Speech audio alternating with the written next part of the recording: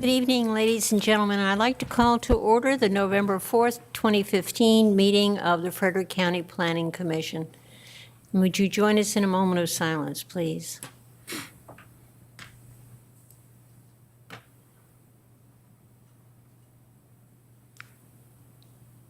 Thank you. We have no changes to the agenda. Madam Chair, I move for adoption. Second. All in favor? Aye. All opposed? Thank you. We do have minutes from October the 7th. Move for adoption of the minutes. Second. All in favor? Aye. All opposed? Thank you. For committee reports, from the Planning Commission perspective, I think we only have Transportation Committee.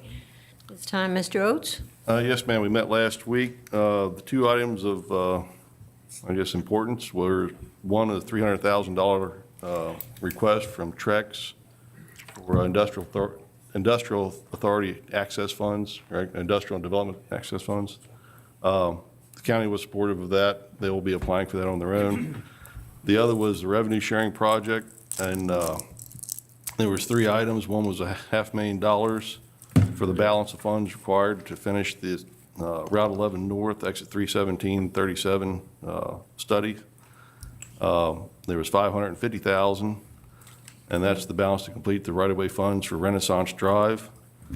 And then close to $9 million, and that's for the Jubilee extension on the Willow One development. So hopefully that one's going to start moving here before too long. It's good. Thank you. Thank you very much.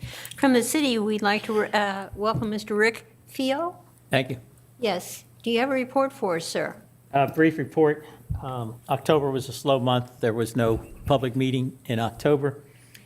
We did meet yesterday in a work session to begin to discuss a rezoning request to apply the corridor enhancement district to about 110 parcels comprising land and building along Millwood Avenue. Thank you, sir. Glad to have you with us. Thank you. And finally, Mr. Hess from the Board of Supervisors. Yes, Madam Chair. The Board of Supervisors met last Wednesday, October the 28th, and we had a number of Planning Commission-related items on the agenda.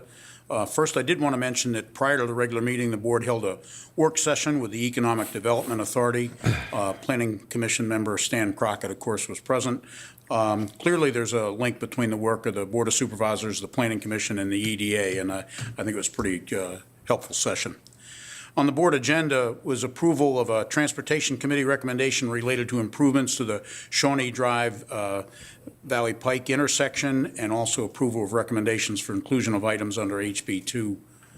There was also a public hearing for conditional use permit 02115 for a kennel at 719 Barley Lane. There was no public comment, and the CUP was approved unanimously. Next, there was a public hearing on rezoning 05-15 for the Hyatt Run condos for 3 acres, changing them from RA to RP. There was no public comment, and the rezoning was approved. Next was rezoning 09-15 for the Artillery Business Center for a reduction in proffers. Applicant requested the item be tabled. The public hearing was held with the understanding that it was be continued until the next Board of Supervisors meeting on November the 12th, while more information was to be provided. Other items were discussed, included the site plan for the I-81 distribution park because of its location within the proposed path of the future sections of Route 37.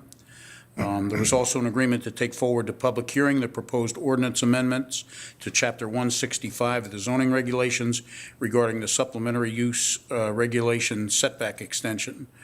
Also approved a resolution supporting rail access funding for an application by Trex, and finally adopted a resolution in support of the application for revenue sharing funds. And that concludes my report. Thank you, sir. Thank you very much. This is the time on our agenda where we open it up to citizen comments, except for the public hearing section that we have one of. So is there anyone here who would like to speak with us regarding anything? All righty. Well, this is your last big chance. Thank you. Our first item is a public hearing. It is rezoning 06-15 Opequon Crossing, submitted by Pannoni Associates to revise proffers associated with rezoning 4-07 and rezoning 12-07. This revision relates specifically to the monetary transportation credits. The properties are located south of the existing terminus of Eddy's Lane, Route 820, approximately south of Route 7 and adjacent to Opequon Creek. The properties are identified with property identification numbers 55-A-210, 55-A-212, and 55-A-212A in the Red Bud Magisterial District. Mr. Bishop. Madam Chair, I'll have to recuse on this item. Thank you, sir. Thank you, Madam Chair, members of the commission. As noted, we are combining actually two previous rezonings, the first of which is known as Opequon Crossing. You may remember it being called the Adams rezoning. It was the Adams Farm. And the other is the Haggerty rezoning, into one rezoning that will modify the proffers to allow for transportation credit. The Board of Supervisors in January of 2014 adopted a policy, good for 2 years. It expires in January of 2016. That gives themselves, frankly, the flexibility to allow a credit against the proffer model for developments that proffer transportation improvements over and above what is specifically required to mitigate their impacts. As you can see on the map before you, we do have the two rezonings. You'll see there is a property outlined in black inside of the Haggerty rezoning, which is the one on your right. That was part of the Haggerty rezoning. I believe they just have not combined those parcels as of this time. And then you have the Opequon Crossing or the Adams rezoning on your left. And as you can see, the Haggerty rezoning does have an access up to Route 7. And there again, you have the same information, however, just the aerial without the zoning classifications. And also, as you can see, Route 37 does go through this property, and that is actually one of the items that's going to be discussed as part of the credits. To briefly summarize the credits, and Mr. Sowers has a more extensive presentation, so I can answer questions earlier or later, because we did have a somewhat lengthy back and forth. This is the first request of this type. We wanted to do a good job with it. We tried to hold them to a fairly rigorous standard, and they us, for that matter. So as we work through property values and things like that, to make sure that it was done as cleanly and in the best way possible. So as we get into the discussion of potential credits, you're going to hear about Route 37 right-of-way. As pointed out in the previous map, this property is significantly affected by right-of-way for future Route 37. Haggerty Boulevard alignment and associated Route 7 improvements. As you see on the map, you do have that path that goes up to Route 7. That's where Haggerty Boulevard will be. The crux of that credit is, as you look at where that comes into Route 7, you will see that it aligns with the location of the future Route 37 ramps. What you're going to get into with the discussion of that particular piece of the credit is, where would that roadway have to be if it could be in the easiest place to build it, as opposed to trying to meet the comprehensive plan. So that's where you get into some of those discussions. The next item is the Route 37 turn lanes. Part of what is proffered is a left turn lane from Route 7 onto the Route 37 ramps. So there's some credit discussion there. And also relocation of force mains, which are impacted by the significant cuts and fills required to place Haggerty Boulevard at its place where it's laid out. There is a reduction in units in this rezoning. The previous rezonings combined allow for 625 units. That's being reduced to 574. The difference in units, all the units that have gone away, if you will, are multifamily units. You still have the same minimum guaranteed number of single-family units. Now, with that, I can take any questions you may have. As noted, we This is the first time this policy has been enacted or been sought after in terms of a rezoning. We have had a fair amount of back and forth with the applicant. At this time, staff does think that the credit values are appropriate. That being said, it remains the jurisdiction of the Planning Commission in terms of a recommendation to the board and ultimately the board's determination on whether they see fit to actually grant that credit. That is their discretion. Thank you. Questions for Mr. Bishop? I just have one quick one. Yes, sir. When I read through the proffers under transportation, the first couple proffers have a time frame on it. Before the first building permit, down to even Route 37 dedication for the right-of-ways within 90 days of the request for the county. But the rest of them don't seem to have a time frame attached to them. Is that an oversight, or is that, is it assumed to be the first building permits since the first two or three are tied to the first building permit? I'd actually defer to Mr.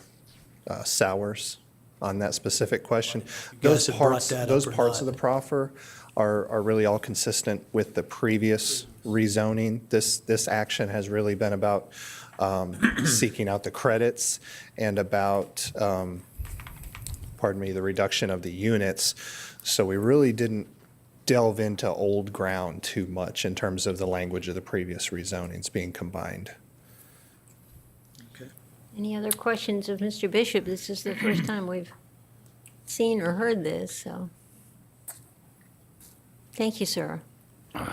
Would the applicant like to present to us?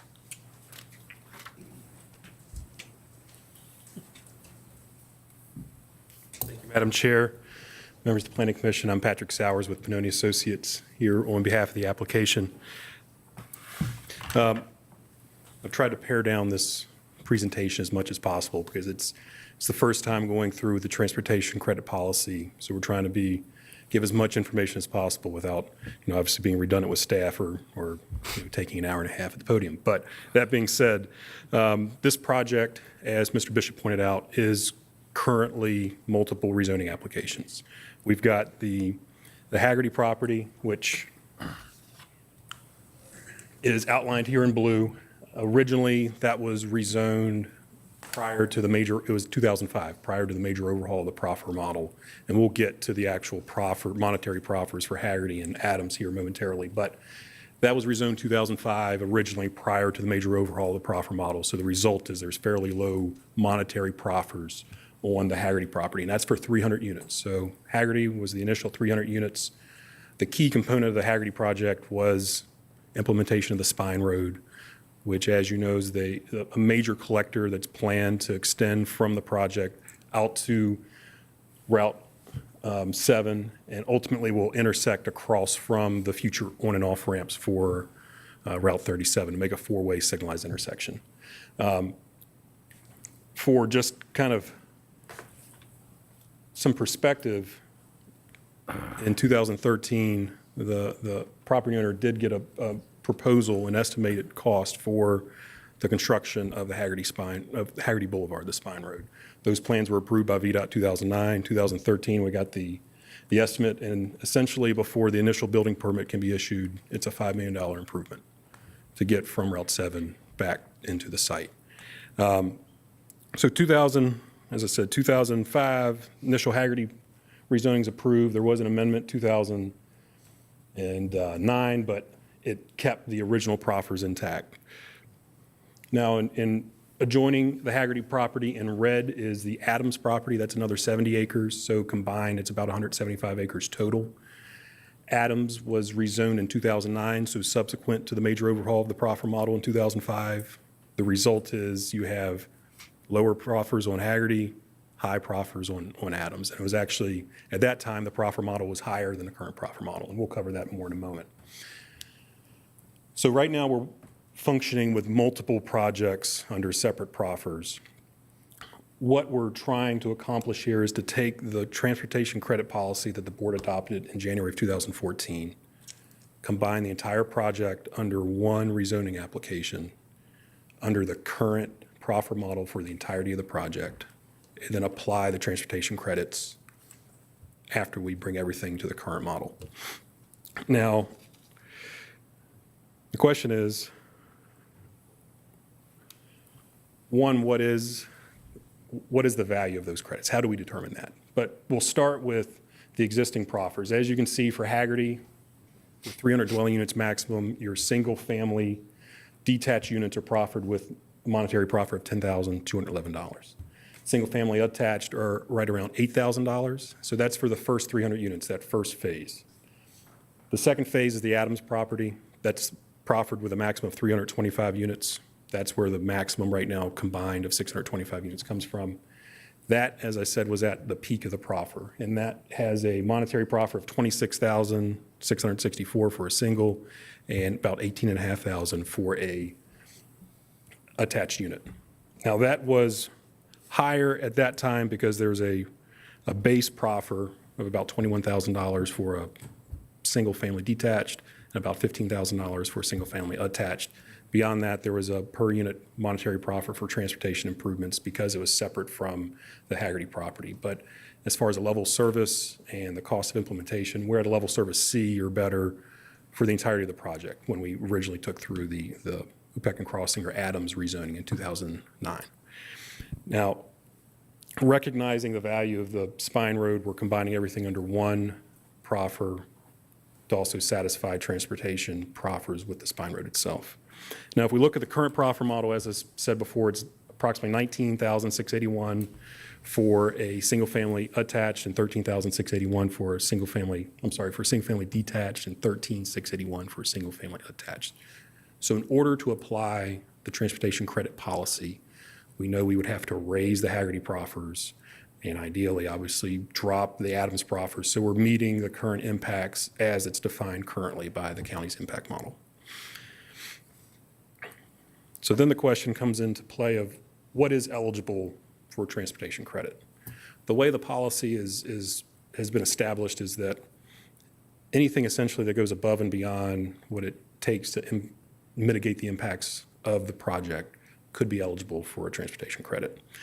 A simple example of that is the Route 37 right-of-way. There's approximately 12 and a half acres of right-of-way for Route 37, goes through this property. There will never be any direct access to Route 37 since it's a limited access roadway, but the proffer provides for the dedication of that 12 and a half acres. Beyond that 12 and a half acres of right-of-way, you actually have a requirement for 80-foot buffers at minimum on either side of that right-of-way. So once you account for those buffers plus the right-of-way, the project, there's over 20 acres that can't be used for a dwelling unit based on this Route 37 right-of-way dedication. In addition to the right-of-way, we're also looking at the spine road itself. Now, in order to implement the county's long-range land use plan and transportation plans, the spine road, as you can see here, has to align with the future ramps for Route 37. The issue is it's very, very costly to do that because it's literally in about the worst place possible in Route 7 for the implementation of the spine road. So what we've tried to do is to say, if we didn't have to align it with the future ramps, what would be the alternative scenario? So in the dash line represents what could be an alternative alignment for the spine road. And to be clear, we're not proposing an alternative alignment. This alignment is simply so that we can do a comparison to say, what is the delta between what could have been built and what had to be built simply to implement the county's long-range transportation plans. So first, this is a profile of Hagerty Boulevard from the approved plan set, showing Hagerty Boulevard. The dark line is Hagerty Boulevard, the actual pavement for Hagerty Boulevard. The dash line above that is the existing grade for the existing topography on the site. And what this shows is there's almost a 30-foot cut. You have to reduce the existing grade by 30 feet in order to get Hagerty Boulevard. In addition, you'll see on the far right of the screen where the red line drops well below the solid line of the road elevation, and that's showing the difference between essentially the eastbound and westbound lanes of Route 7. In order to construct Hagerty Boulevard as a full four-lane intersection, four-way intersection, we have to raise the westbound lanes of Route 7 by 8 feet. And what that means essentially is, in order to do that and have your transitions into the existing pavement, approximately 1,250 feet of Route 7 for the westbound lanes has to be demolished, raised, and reconstructed. So obviously, there's a big cost in doing that. Between the earthwork and raising the Route 7 lanes, that's the bulk of the cost for Haggerty Boulevard that goes well above and beyond what could have been built under this alternative alignment. So comparing the approved alignment for Haggerty Boulevard with the alternative alignment, we chose a location where the eastbound lanes and westbound lanes of Route 7 are closer. They're not exact, but they are closer in elevation. And the result is at Route 7, you'd only have to raise the lanes, the westbound lanes, by 1.42 feet in order to install a three-way intersection for the Spine Road under the alternative alignment. Now, that means you're only impacting about 210 feet of Route 7 versus 1,250 feet for a pretty dramatic cost savings. In addition, if you look at the existing topography, the existing elevation of the ground, which is shown by the red dashed line, one, the site balance is better. And by that, I mean the areas that are cut can be used in areas that are fill. That works much better. Essentially, you're looking at 70% less earthwork in order to install the alternative alignment. And now that we know that, the question is how much value can be recognized for the purpose of applying the transportation credit policy. And with our, apologies, a little tough to read, but with our submitted justification, we have basically a list of items that we felt were eligible for transportation credits.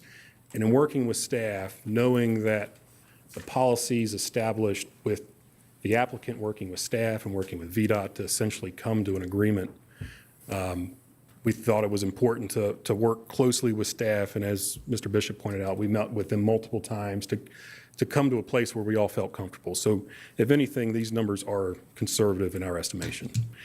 For the Route 37 right-of-way, if it's over 20 acres of land that couldn't be used once you account for the road efficiency buffers on either side, at an RA, assuming a RA zoning district, 1 unit per 5 acres, that's 4 dwelling units. We've assumed on the east side of the county, proximity to Peckham Creek, a value of $150,000 per unit. So for the Route 37 right-of-way, we've assumed $600,000 for credit. As far as the cut and fill and the Route 7 improvements, with the dramatically reduced cut and earthwork, we're at $687,000 saving, even though the original proposal for completion of the work had the earthwork somewhere at approximately $1.5 million. But even though we're reducing that by 70%, we're still only applying a credit or asking for a credit of $687,000. Once you account for the reduction for the Route 7 pavement and the reduction in the, here, I'll zoom this in the amount of Route 7 that has to be demolished, we're comparing 1,250 feet to about 200 feet. There's a $328,000 credit proposed for the Route 7 pavement that now we don't have to provide, because when you raise lanes 8 feet, you can't just raise it over the existing pavement. You demolish the existing pavement, raise the ground elevation, and then create a new section of Route 7, which is approved with a 12-inch base, 6-inch intermediate, and 1.5-inch top coat. So there's a value in not having to construct nearly as many improvements on Route 7. In addition, there is I'll come back to that, but there is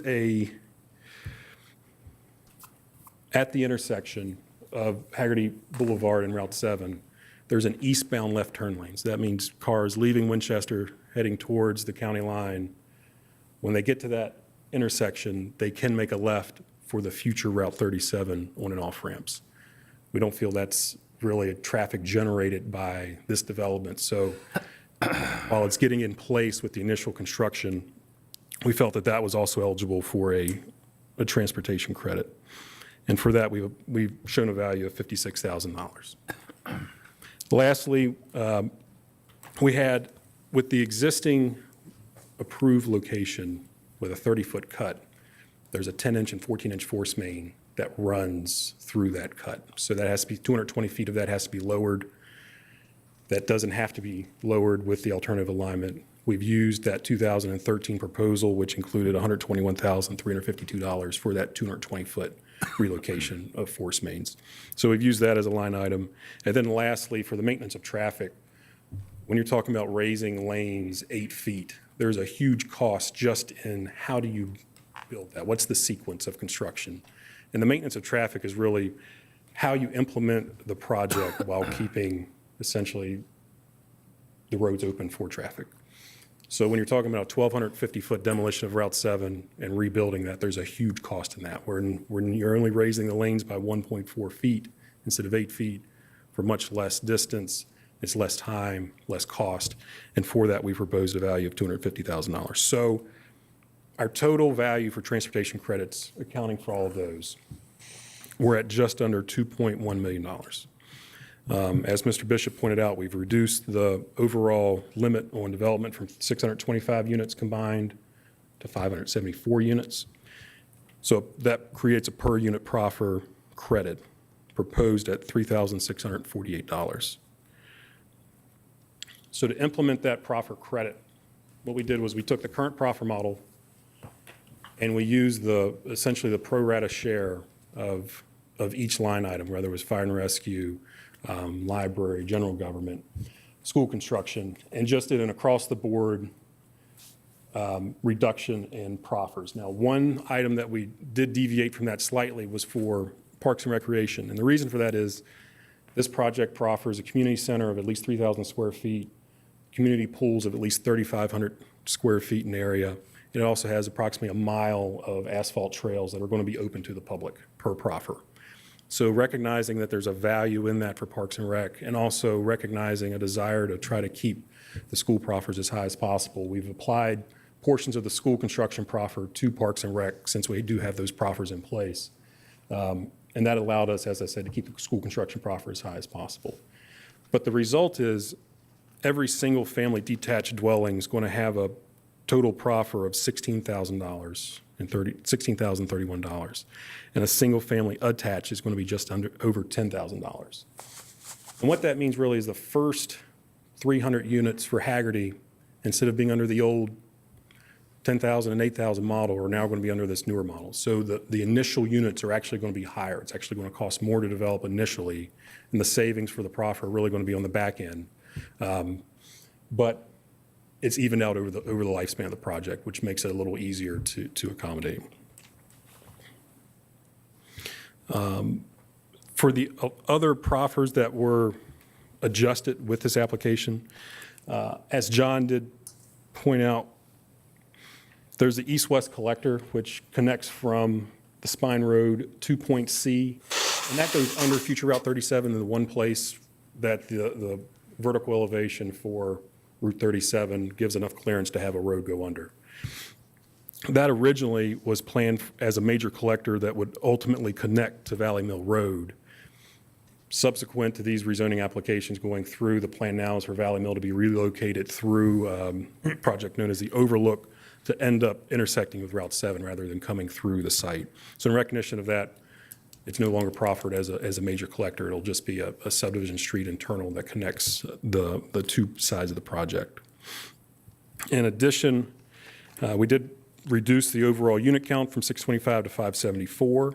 And lastly, we have the Hagerty proffers originally included an extension of the Spine Road through Route 37's right-of-way to the southern property line. Now, at that time, there was an option by another developer on the adjoining property known as the Riggleman Tract to the south.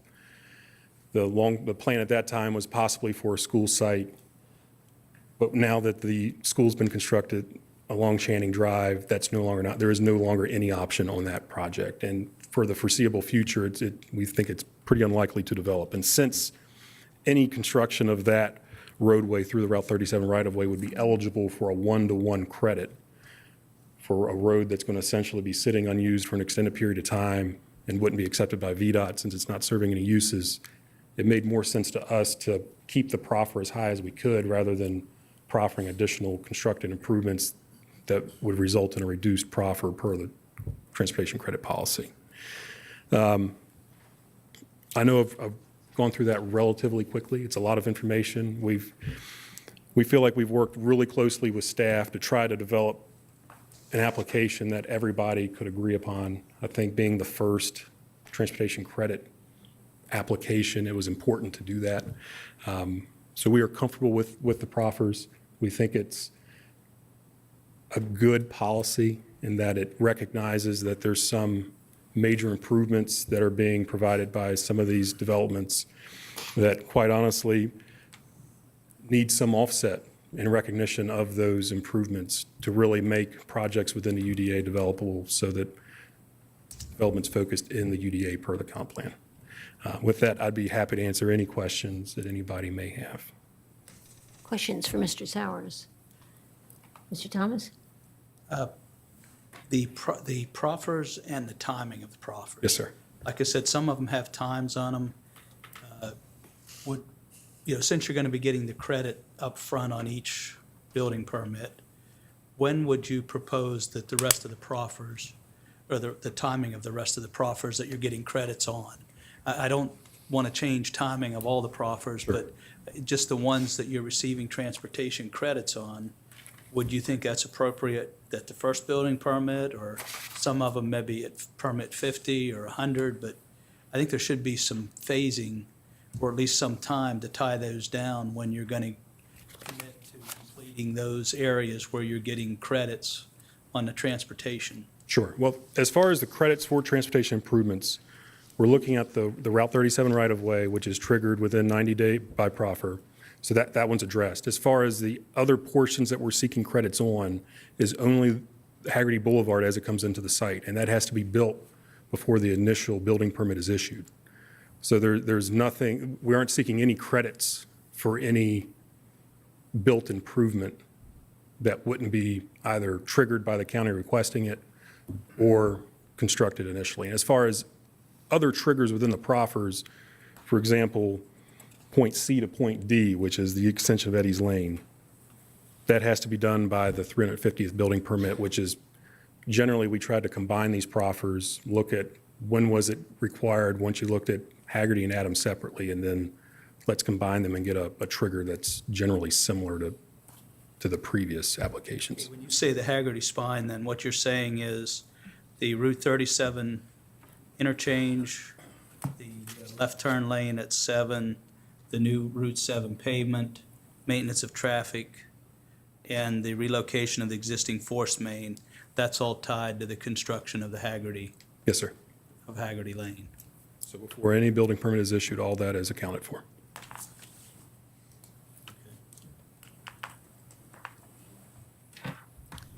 Any questions? Madam Chair, question for Mr. Sowers. On the alignment of the alternate road, I'd like you to elaborate a little bit more on why that particular alignment was chosen. I understand some of the stuff, but it also appears from the information in the staff report that alignment goes through the treatment plant property as well. Is that done with a presumption that you would be able to obtain an alignment through that? But if you could, the alternate road alignment basically establishes the basis from which the credits are being taken. Right. And I'd like you to elaborate a bit more on the alternate alignment. So to be clear as well, the alignment for current Haggerty Boulevard went through what used to be Service Authority property. That was negotiated in order to provide that right-of-way to get access. But at that time, it wasn't, where do we get access along the frontage with Route 7? It was, where do we get access in order to intersect with the future Route 37 on and off ramps? So the alignment that we have shown as the alternative really looks at what's the existing improvements for the Service Authority and what do we think could possibly have been negotiated for that. We didn't align it exactly with the existing crossover because we thought that wouldn't be fair to look at that alignment as an option because we'd be impacting the Service Authority more. So this alignment is where does it work from a constructability standpoint, but also where do we think that it would have been fair from a recognizing the service authority's existing improvements? Okay, okay, thank you. Anyone else? Anyone? Thank you, Mr. Thank you. Sowers. Thank you very much. This is a public hearing. Is there anyone in our audience who would like to speak regarding this rezoning? Anyone? Well, we will close the public hearing. Yes, Mr. Bishop. Is it reasonable to expect that that alternate route they showed would have been obtainable from the service authority, that they would have been able to obtain that land? I believe it's reasonable. I mean, it is, of course, somewhat in the eye of the beholder, but they were obviously able to reach the agreement that they did reach. It's going through property that, as I understand, wasn't foreseen to be part of a future FCSA expansion or something like that. It actually skirts that historic property that's there that they've kind of stayed away from anyway. So I do think it's reasonable. Anybody else have a question for Mr. Bishop, as long as he's up? Sir, thank you very much. Mr. Oates?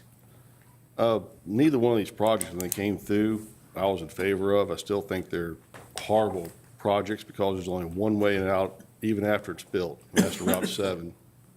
That's the only access. However, that train's left the station, they're approved. Tonight, we're just looking at basically dollars and cents. I think Mr. Sowers did a great job putting this together. The fact that Mr. Bishop's on board, I have no problem supporting this. Other comments? Yeah, I guess I'm one of the few that were here back when we did this. I think and, so. I don't think I was in favor of it either, but it went through, and like you said, that train's left the station. It appears that this is probably a better project than what we had before, so I'm in favor of it now. Any other comments, concurrence? I would say, the original applications were approved at a time prior to when I was on this commission, and, got my hands around this. I think this is a vastly improved condition, and I feel like the staff needs to be comfortable with the numbers, and I think this is a good way to go. Anyone else have anything to say? Well, I concur with everything, and I would make a motion, everything that's been said, I make a motion that we recommend approval of rezoning number 06-15 for Opequon Crossing. Second. Second? It's been moved and seconded to recommend approval of rezoning 06-15. Any other comments? Mr. Unger? Yes.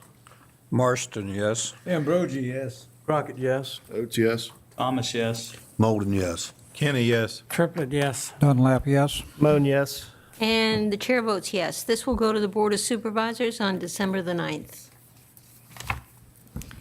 All righty. Our next item is an information item. It is a subdivision request, 07-15 for Regent's Crest, submitted by Painter Lewis, PLC, requesting 42 townhouses and 24 single-family small lots. The property is located on the North Frederick Pike, Route 522 North, approximately 450 feet south of Oakside Lane in the Sunnyside neighborhood. The properties are, there are a number of them, so we'll condense this down. 53-6-120, 53-6-1-1 to 53-6.1.28, except for properties 23 and 24.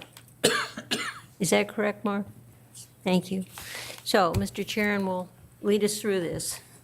Thank you, Madam Chairman, members of the Planning Commission. This property currently is zoned RP, Residential Performance, and it's vacant.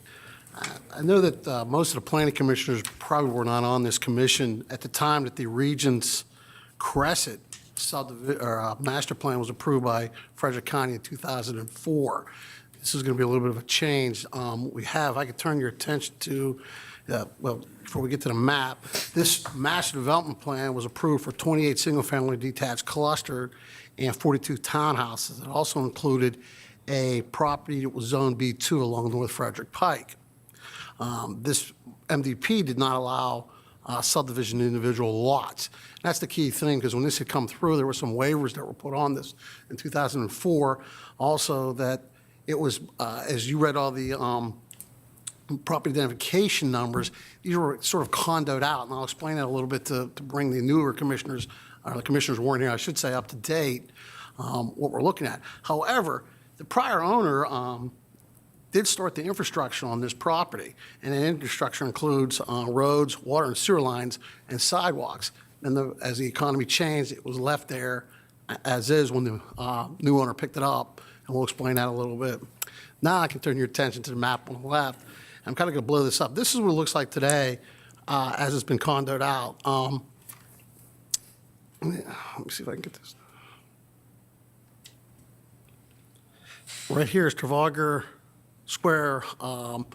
That is going to be a public road, just so we understand. It's already in place for today. The lots that you see out there are condoed out. The biggest change you're going to see that's different from this map, as we go to later slides, it'll also have the subdivision plan, is the lots that I put in red here are no longer there. They're going to be taken away. In other words, they're going to be gone.